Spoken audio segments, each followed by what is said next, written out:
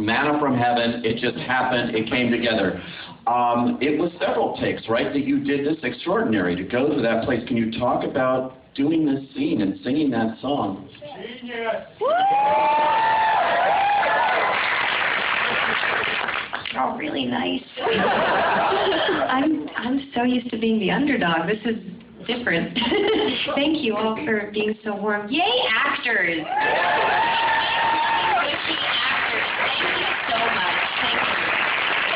Thank you. Yeah, well, I mean, I think Hugh had like 37 solos, but the rest of us had one kind of big moment to focus on.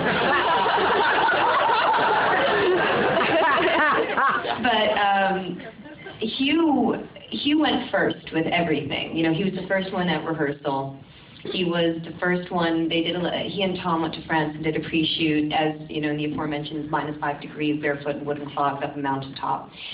And he sang the end of the prologue as his first scene, and it was amazing because the crew came back from France and like they were lit up, and because they knew that it was going to work, and they had heard Hugh sing, what was it, 24 takes, that Jean Valjean is nothing, now another story must begin.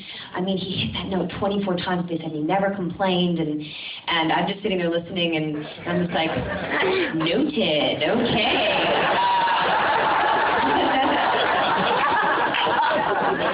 This is the company we're keeping in this one, okay. So that, I mean, I have been motivated to obviously prepare. It's quite simply the most extraordinary and unique opportunity I've ever been given as an actor, and I've gotten my fair share of them, and then some.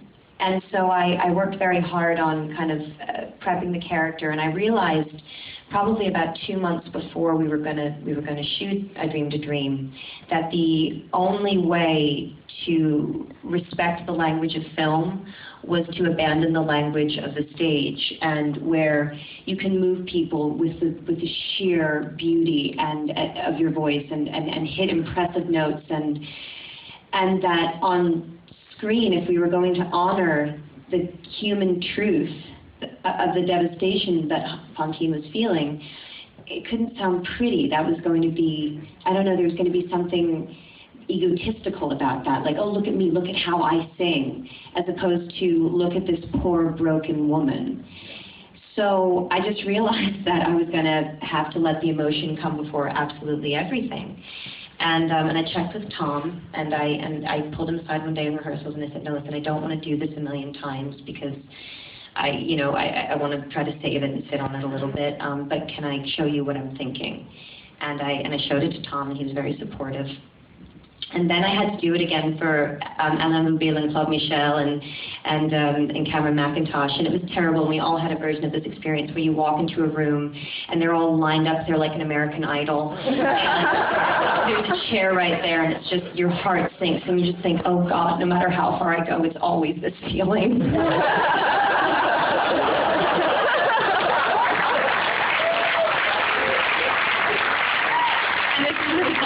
You know what I'm talking about. And I did it for them, and to my great shock and astonishment, they were totally supportive of me taking this song, which has become, you know, darn near sacred in the world, and letting me put my own spin on it.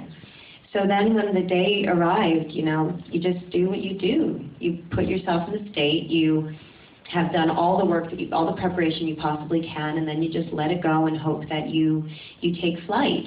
We did the first take, and you know, I think it was a combination of my character was tapping into a rage that she's never felt, but also, you know, as I'm sure everybody here can relate to, I'm a bit of a perfectionist, especially when it comes to my work.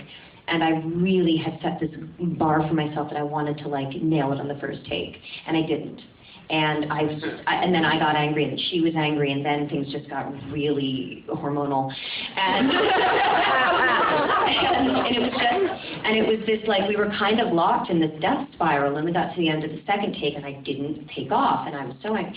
So then we started the third take, and I just stopped halfway through, and I just had to make some changes. And so I asked Roger, an amazing piano player, we hadn't had a lot of time to rehearse it, so I asked him if he wouldn't mind letting Mark Malin, my voice teacher in London, play, because I was used to rehearsing with him, and we had earpieces in our ears, so I had one, and I asked him to give me the other one because I was listening to myself too closely. So I jammed them down in as far as I could so I couldn't hear myself at all, and then I just let it rip. And I came up at the end of the take, and I remember having one conscious thought as myself during that take. Everything else I was just gone. And the one thought I had was when I was singing that last note, So Different Now From What It Seemed, I realized in the middle of the note that I was belting it, and I had never in my life belted it before. And I remember thinking, that's probably really good. And then I finished the song, and I was done, and Tom came up to me, and he was like, and this was about, I guess, 20 minutes after we started, Tom's like, I'm good. And I said,